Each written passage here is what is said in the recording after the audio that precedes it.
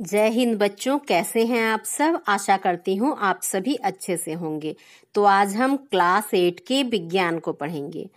तो क्लास 8 के विज्ञान की पाठ्य पुस्तक में आज हम पढ़ेंगे पाठ 3 को। पाठ 3 में है सूक्ष्म जीव, माइक्रो ऑर्गेनिज्म। तो आज हम सूक्ष्म जीव के बारे में चर्चा करेंगे। तो आपने अपने आसपास अनेक तरह के जीव जंतुओं को देखा होगा और उसको आप खुली आंखों से ही देख सकते हैं। उसके लिए आपको किसी लेंस की आवश्यकता नहीं होती है या सूक्ष्मदर्शी की आवश्यकता नहीं होती है। लेकिन आपने कुछ ऐसे जीवों के बारे में जरूर सुना होगा कि जो इतने छोटे होते हैं कि उनकी खुली आंखों से हम नहीं देख सकते हैं। तो ऐसे भी जीव होते हैं जिनको हम ऐसे ही सिर्फ अपने आंखों की सहायता से नहीं देख सकते, उसके लिए हमको सूक्ष्मदर्शी या लेंस की सहायता लेनी पड़ती है।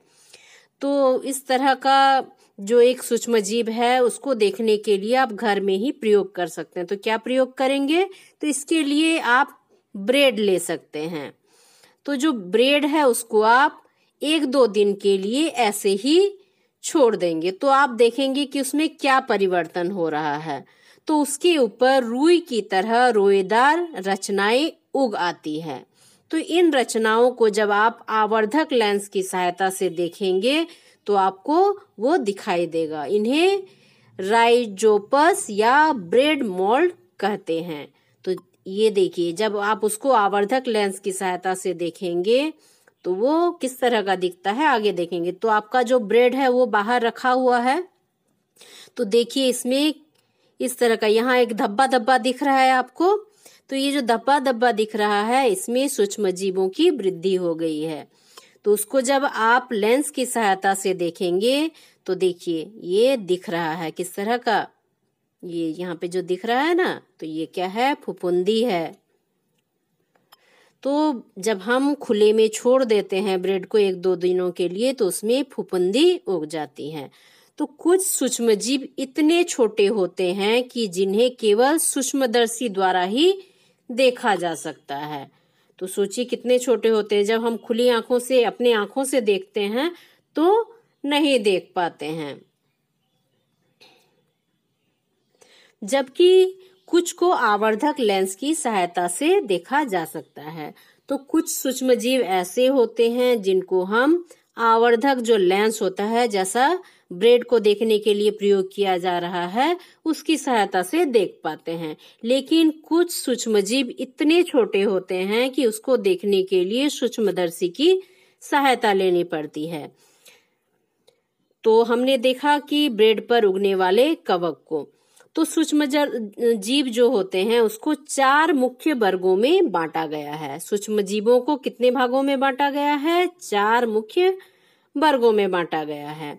तो ये वर्ग हैं जीवाणु, कवक, प्रोटोजोआ एवं शैवाल। तो मुख्यतः कौन कौन है? जीवाणु हैं, कवक हैं, प्रोटोजोआ और शैवाल हैं। तो नीचे कुछ सूक्ष्म जीवों के चित्र दिए गए हैं और उन्हें आप ध्यान से देखिए। तो देखिए यहाँ पर दिखाया गया है ना, क्लेमाइडोमोनास। तो ये क्या है? क्लेमाइडोमोनास है। और यहाँ पर क्या है? स्पाइरोगायरा। ये क्या है? शैवाल हैं। ये दोनों क्या हैं? शैवाल हैं। क्लेमाइडोमोनास और स्पाइरोगायरा ये क्या है? शैवाल हैं। अब हम नीचे देखते हैं, यहाँ क्या है? ये प्रोटोजोआ को यहाँ दिखाया गया है। देखिए तो ये है पहले चित्र में, ये है अमीबा, ये है पैरामीशियम। ठीक है, ये क्या है? प्रोटोजोआ है। आप इस चित्र को देखिए और समझने का प्रयास कीजिए। अब नीचे क्या दिखाया गया है? देखिए यहाँ पर चित्र में ये जो संरचना दिख रही है ना गुलाबी रंग से, तो ये क्या है? स्पाइरल जीवाणु है। और यहाँ पर क्या है? छड़नुमा जीवाणु है। ये क्या है? जीवाणु है। तो हमने क्या क्या देखा ऊपर? हमने और एक बार इसको देख लेते हैं। हमने ऊपर में क्या देखा? शैवाल को देखा। और यहाँ पर क्या है? ये दोनों प्रोटोजोआ है और यहाँ नीचे जीवाणु है। अब हम यहाँ देखेंगे कवक को। ये क्या है? कवक है। तो ये जो है राइजोपस। तो ये हमने ब्रेड के ऊपर जो संरचनाएं देखी थी वही संरचना है। देखिए ये क्या है, इस तरह का संरचना है, यह उभरा हुआ भाग है। तो ये क्या है, ब्रेड मोल्ड है। ठीक है, तो आपको ब्रेड के ऊपर इसी तरह का संरचना दिखेगा जब आप लेंस की सहायता से उसको देखेंगे। और ये क्या है, पेनिसिलियम है। ये भी क्या है, कवक है। तो ये दोनों क्या है, कवक हैं। अब हम नीचे चित्र में देखेंगे विषाणु को। देखिए इस चित्र में क्या दिख रहा है, दो तरह के विषाणु को दिखाया गया है। ये एक विषाणु और ये एक विषाणु है। ये क्या है, विषाणु है। कुछ रोचक जानकारियां भी इकट्ठा करते हैं। हमने तो सबको देखा, कवक देखा, जीवाणु, विषाणु, सारी चीजों को देखा, उनके चित्रों को समझा। तो आपने जो विषाणुओं के चित्र ऊपर देखे, तो ये भी क्या है, सूक्ष्म जीव हैं और ये जीवाणु से भी सूक्ष्म होते हैं। तो जो जीवाणु होते हैं उनसे भी ये छोटे होते हैं। कौन, विषाणु। तो ये जो विषाणु होते हैं वे स्वतंत्र रूप से तो निर्जीव हैं। ये कैसे, क्या है, निर्जीव हैं, परंतु सजीवों के शरीर में एक सजीव के रूप में व्यवहार करते हैं। तो जो विषाणु हैं वे स्वतंत्र रूप से निर्जीव हैं, लेकिन ये सजीवों के शरीर में सजीव के रूप में व्यवहार करते हैं। तो एक जीवाणु का सामान्य व्यास 1 मिलीमीटर के लगभग 1000वें भाग के बराबर होता है। तो जो एक जीवाणु होता है उसका जो व्यास होता है, डायमीटर होता है, वो 1 मिलीमीटर के लगभग 1000वें भाग के बराबर होता है। मतलब कितना छोटा होता है, सोचिए। तो क्या आप बता सकते हैं कि सूक्ष्मजीव कहाँ रहते हैं? तो सूक्ष्मजीव सभी जगह होते हैं, वायु में, पानी में, सभी सतहों पर तथा सभी जीवित वस्तुओं पर भी होते हैं। तो जो सूक्ष्मजीव होते हैं वे सभी जगह मिलते हैं। तो यह बर्फीली, शीत के, उष्ण, गर्म स्थानों तक हर प्रकार की परिस्थिति में रह सकते हैं। तो ये शीत में भी रह सकते हैं और उष्ण में भी रह सकते हैं। मतलब सभी परिस्थितियों में सूक्ष्मजीव आपको मिल सकते हैं। सूक्ष्मजीव मरुस्थल, जल, मनुष्य सहित सभी सजीवों के शरीर के अंदर भी पाए जाते हैं। तो शरीर के अंदर भी पाए जाते हैं। और कुछ सूक्ष्मजीव अकेले रह सकते हैं, जैसे अमीबा हुआ, एवं कुछ सूक्ष्मजीव जो हैं वो समूह में रहते हैं, जैसे ब्रेड मोल्ड, राइजोप्स, जिसको आपने ब्रेड के ऊपर देखा था। सूक्ष्मजीव और हम, तो मनुष्य के जीवन पर सूक्ष्मजीव कई तरह के प्रभाव डालते हैं। तो आम लोगों का विश्वास है कि सभी सूक्ष्मजीव हमारे लिए हानिकारक होते हैं। ऐसे जब कोई सुनते हैं कि सूक्ष्मजीव है तो सब सोचते हैं कि ये हमारे लिए हानिकारक होगा, हमको नुकसान पहुंचाता होगा, इसलिए इससे हमको बच के रहना है। परंतु यह सही नहीं है। तो सभी जो सूक्ष्मजीव हैं वे हानिकारक नहीं होते हैं। तो इनमें से कुछ हमारे लिए लाभदायक भी होते हैं। तो कुछ हानिकारक होते हैं तो कुछ लाभदायक भी होते हैं। तो आइए इसके बारे में हम विस्तार से अध्ययन करें और जानें कि जो सूक्ष्मजीव हैं वे हमारे लिए लाभदायक कैसे हैं और हानिकारक कैसे हैं। तो सूक्ष्मजीव हमारे मित्र, तो सूक्ष्मजीव जो है वो हमारे मित्र किस तरह से हो गए, तो ये जानने के लिए कुछ बातें कर लेते हैं। जैसे आपके घरों में आप देखे होंगे कि जो दही बनता है और बहुत सारे घरों में केक बनता है, इडली बनता है, जलेबी बनता है। तो ये जो खाने की चीजें हैं ये हमें बहुत अच्छी लगती हैं, लेकिन ये जो खाने की चीजें हैं, दही है, ब्रेड है, केक है, इडली है, तो ये जो बनते हैं इसमें भी सूक्ष्मजीव का बहुत बड़ा योगदान है। तो सबसे पहले हम देखते हैं कि जो दही बनता है, दही कैसे बनता है। दूध को हल्का गर्म करके उसमें पहले से जमा हुआ थोड़ा दही जो जमान होता है उसको डाल दिया जाता है और उसको गर्म जगह पर रखा जाता है। धीरे धीरे क्या होते हैं, सूक्ष्मजीव वृद्धि करते हैं और पूरे दूध को दही में बदल देते हैं। तो इस तरह से जो सूक्ष्मजीव हैं हमारे दोस्त हुए, क्योंकि दही हमारे स्वास्थ्य के लिए बहुत अच्छा है। और आप देखे होंगे आपके घरों में यदि इडली बनता है, या डोसा बनता है तो क्या करते हैं आपकी माँ कि आगे वाले दिन ही क्या करती हैं, चावल या दाल को क्या करती है, भिंगा के रख देती हैं। उसके बाद उस चावल, भिंगे हुए चावल और दाल को पीस देती हैं और पीसने के बाद उसको किसी बर्तन में रखकर ढककर रख देती हैं। तो उसको रखना पड़ता है, पूरी रात उसको रखना पड़ता है, जिससे क्या होता है वो अच्छे से फर्मेंटेशन हो जाता है उसमें। तो उसमें फर्मेंटेशन कैसे होता है, उन सूक्ष्म जीवों की सहायता से जो उसमें उपस्थित रहते हैं, और जो इडली डोसा है वह बहुत अच्छा तैयार होता है। जब भी इडली डोसा बनाते हैं तो उसको पहले ही पीसकर कुछ समय के लिए उसको रखकर छोड़ दिया जाता है ताकि उसमें सूक्ष्म जीव वृद्धि कर सके। हम कभी भी तुरंत पीसकर इडली या डोसा नहीं बना सकते, क्योंकि उसमें सूक्ष्म जीव का आना, उसमें वृद्धि करना बहुत आवश्यक है, तभी जो इडली है वो सॉफ्ट बनेगा, नरम बनेगा। तो इस तरह से हम देख रहे हैं कि जो सूक्ष्म जीव हैं हमारे मित्र हैं।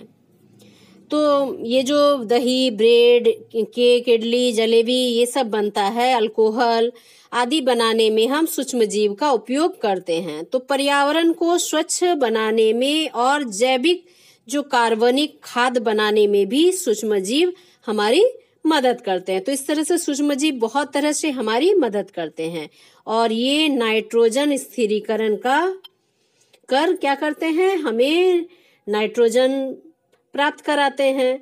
तो नाइट्रोजन किस तरह से हमें प्राप्त होता है, ये जो नाइट्रोजन होते हैं वो मृदा में मिल जाते हैं, और हमारी जो मृदा है उसको नाइट्रोजन आवश्यक है। तो ये मृदा की उर्वरा शक्ति है जो है उसमें भी वृद्धि करते हैं। तो कुछ जीवाणु जो है उसका उपयोग औषधि उत्पादन में भी किया जाता है। तो सोचिए कि दही एवं ब्रेड बनाने में सूक्ष्मजीव किस प्रकार से सहायता करते हैं। तो आप जानते ही हैं दही किस तरह से जमाते हैं। दूध को हल्का गुनगुना गर्म किया जाता है और दूध में थोड़ा सा दही जमान मिलाते हैं।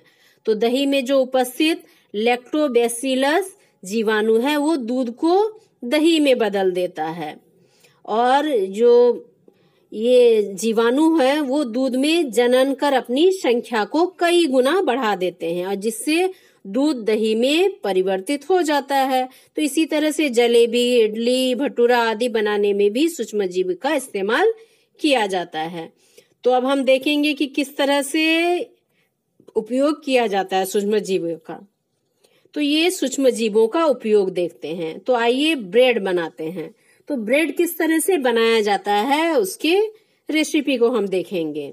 तो क्रियाकलाप 1 करेंगे। तो इसमें क्या करेंगे, एक कटोरी में 3/4 किलोग्राम मैदा लेंगे। तो ब्रेड किससे बनता है, मैदा से बनता है। तो मैदा ले लेंगे और हल्के गर्म पानी में थोड़ा सा ईस्ट और थोड़ी सी चीनी डालेंगे।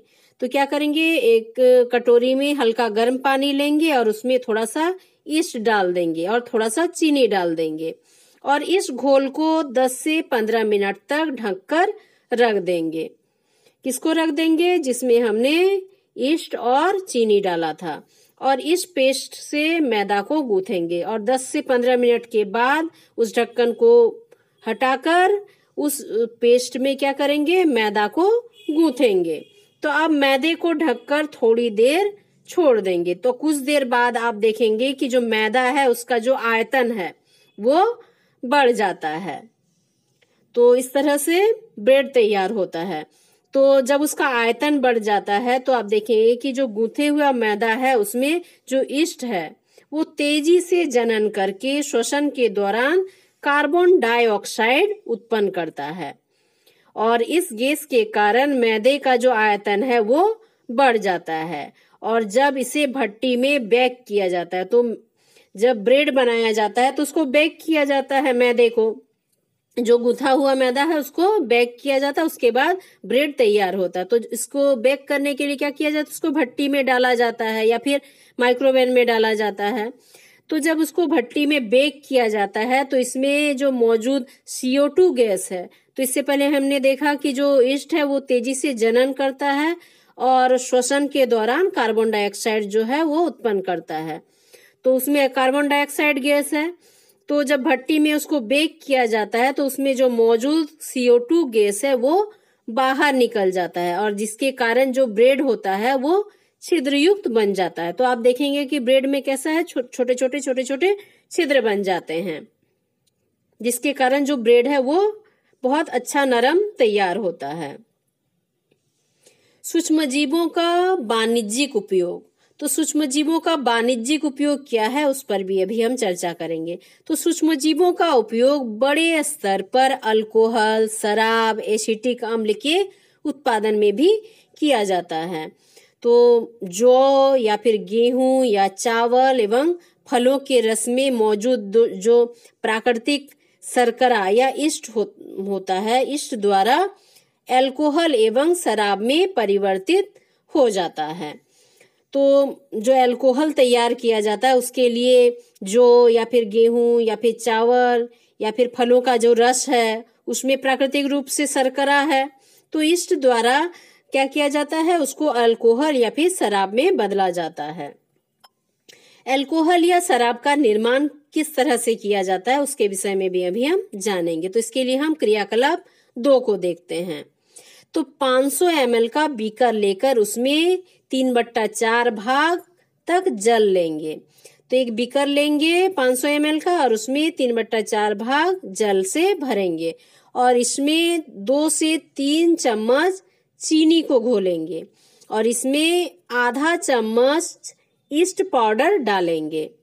तो क्या करेंगे, उसमें ईस्ट पाउडर डालेंगे और इसमें 4 से 5 घंटे के लिए उष्ण स्थान पर ढककर रखिए और विलयन जो आपने तैयार किया उसको सूंघ कर देखिए। तो बहुत ही आसानी से बनता है। जैसे 500 ml का बीकर लिया, उसमें 3/4 भाग क्या किया, जल से भर दिया और 2-3 चम्मच चीनी डाल दिया, उसको घोल दिए चीनी को और उसमें आधा चम्मच ईस्ट पाउडर डाल दिया और इसको क्या करेंगे 4 से 5 घंटे के लिए गर्म स्थान में ढककर रख देंगे। फिर उसको सूंघ कर देखेंगे तो जो घोल है, घोल में यह गंध अल्कोहल की है। तो उसमें जो गंध निकलता है वो गंध किसका है, अल्कोहल का है, जो चीनी के अल्कोहल में परिवर्तित होने के कारण बना है। तो जो हमने चीनी का घोल डाला था वो अल्कोहल में बदलता है और उसी के कारण उस घोल से अल्कोहल जैसा गंध आता है। चीनी के अल्कोहल में बदलने की यह प्रक्रिया किण्वन कहलाता है, फर्मेंटेशन कहलाता है। क्या कहलाता है, किण्वन या फर्मेंटेशन। तो इस तरह से फर्मेंटेशन करके अल्कोहल तैयार किया जाता है। लुई पास्चर ने सर्वप्रथम किण्वन की प्रक्रिया की खोज 1857 ईस्वी में की थी। तो ये कौन है, लुई पास्चर है। इन्होंने ही किण्वन की खोज की थी कि किस तरह से किण्वन किया जा सकता है। औषधि निर्माण में सूक्ष्मजीवों का उपयोग। तो सूक्ष्मजीवों का उपयोग औषधियों के निर्माण में भी किया जाता है। तो कई बार बीमार पड़ने पर डॉक्टर हमें प्रतिजैविक एंटीबायोटिक की गोली या कैप्सूल देते हैं। तो आप भी कभी यदि बीमार पड़े होंगे तो आप देखे होंगे कि डॉक्टर क्या करते हैं, आपको एंटीबायोटिक देते हैं। तो ये प्रतिजैविक एक प्रकार के रासायनिक पदार्थ होते हैं और जिनका निर्माण सूक्ष्मजीवों के द्वारा होता है। आजकल जीवाणु और कवक के से बड़े पैमाने पर एंटीबायोटिक का निर्माण हो रहा है। तो क्या किया जा रहा है, आजकल जीवाणु और कवक की सहायता से एंटीबायोटिक तैयार किए जा रहे हैं जिसका उपयोग बीमार व्यक्ति पर किया जाता है। जैसे जो एंटीबायोटिक तैयार हो रहे हैं, स्ट्रेप्टोमाइसिन, टेट्रासाइक्लिन, एरिथ्रोमाइसिन आदि हैं। तो कुछ सावधानियां भी यहाँ बताई गई है। जैसे हमें डॉक्टर की सलाह से ही एंटीबायोटिक लेना चाहिए, अपने से जाकर दवाई दुकान से खरीद कर नहीं लेना चाहिए, क्योंकि उसका भी एक डोज होता है, कोर्स होता है और हमें हमेशा इसका जो कोर्स होता है उसे पूरा करना चाहिए, अन्यथा अगली बार जो वह एंटीबायोटिक है वो असर नहीं करेगा। तो प्रतिजैविक का अधिक प्रयोग हमारे शरीर में उपस्थित उपयोगी जीवाणु को भी नष्ट कर देता है। यदि जो प्रतिजैविक है, एंटीबायोटिक है, इसका यदि बहुत अधिक प्रयोग किया जाए तो वो भी क्या करता है, जो हमारे शरीर में जो उपयोगी जीवाणु है उसको भी वो नष्ट कर सकता है। इसलिए डॉक्टर के सलाह से ही इसको लेना चाहिए, क्योंकि इसका जो कोर्स है, जितना लिमिट है उतना ही लेना चाहिए। तो विषाणु से उत्पन्न रोगों के लिए प्रतिजैविक असरकारक नहीं होते हैं, लेकिन विषाणुओं से जो रोग उत्पन्न होते हैं उनमें ये प्रतिजैविक नहीं काम करते हैं। 1928 में अलेक्जेंडर फ्लेमिंग ने ऐसे जीवाणु की खोज की जो ब्रेड मोल्ड्स को खत्म कर देते हैं, और उनके द्वारा जो निकाला गया तो उसका नाम था पेनिसिलिन। नाम दिया उसका, क्या नाम दिया गया? पेनिसिलिन। तो जो जीवाणु उन्होंने खोजा था उसको उन्होंने नाम दिया पेनिसिलिन। तो विश्व का पहला प्रतिजैविक, मतलब विश्व का पहला एंटीबायोटिक्स है। कौन है? पेनिसिलिन। तो इस कार्य के लिए उन्हें 1945 ईस्वी में नोबेल पुरस्कार प्रदान किया गया था। देखिए उनका चित्र है, अलेक्जेंडर फ्लेमिंग का चित्र है। तो इन्होंने क्या किया था? 1928 में जीवाणु का खोज किया था जो ब्रेड मोल्ड्स को खत्म कर देगा। तो उन्होंने इसका नाम क्या दिया था? पेनिसिलिन। तो आप इसको याद रखेंगे। तो आज हम इतना ही पढ़ेंगे, और इसका जो बाकी भाग है उसको हम नेक्स्ट पार्ट में कंप्लीट करेंगे। तो आप इसको पढ़िए, और यदि कोई भी दिक्कत होगा तो जरूर कमेंट कीजिए। Thank you.